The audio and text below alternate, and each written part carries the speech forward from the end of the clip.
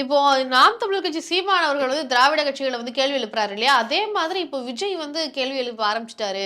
ஆர்ப்பாட்டம் நடத்திருக்காரு. பெரிய அளவுல ஆர்ப்பாட்டம் நடத்தி அந்த இடத்துல வந்து அஜித்குமாருடைய மரணத்தை தாண்டி வேறு சில யாரெல்லாம் வந்து லாக்அப் மரணத்துல உயிரிழந்தாங்களோ அந்த குடும்பத்தினர் எல்லாரையும் கொண்டு வந்து நிப்பாட்டி ஒரு புதிய ஒரு விஷயத்த வந்து பண்ணிட்டாரு அப்படின்னு சொல்லியிருக்கிறாங்க. அது வந்து பெரிய அளவுல மக்கள் மத்தியில பேசும் பொருளா விஜய் மாறிட்டாரு அப்படின்ற அந்த பார்வை பற்றி. மாறட்டும் மாறட்டும் மாறட்டும், தம்பிக்கு வாழ்த்துக்கள், மாறட்டும். இன்னும் வந்து வரணும்.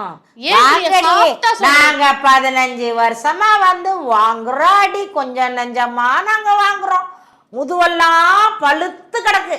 உங்க தொண்டர்கள் வாங்குவாங்களான்னு கேக்குறாங்க. என்னமா திமுக அடி வாங்கினாங்க நாம் தமிழர்னு சொல்லடி. ஓகே சொல்லடி. கேவலம், அவமானப்படுத்துறது, அசிங்கப்படுத்துறது. நாங்க ஆர்ப்பாட்டம் பண்ணா கைது பண்றது, போராட்டம் பண்ணா கைது பண்றது, கொடி ஒன்னா கொடியை புடுங்கி போடுறது, இதுதான் அவமானம்.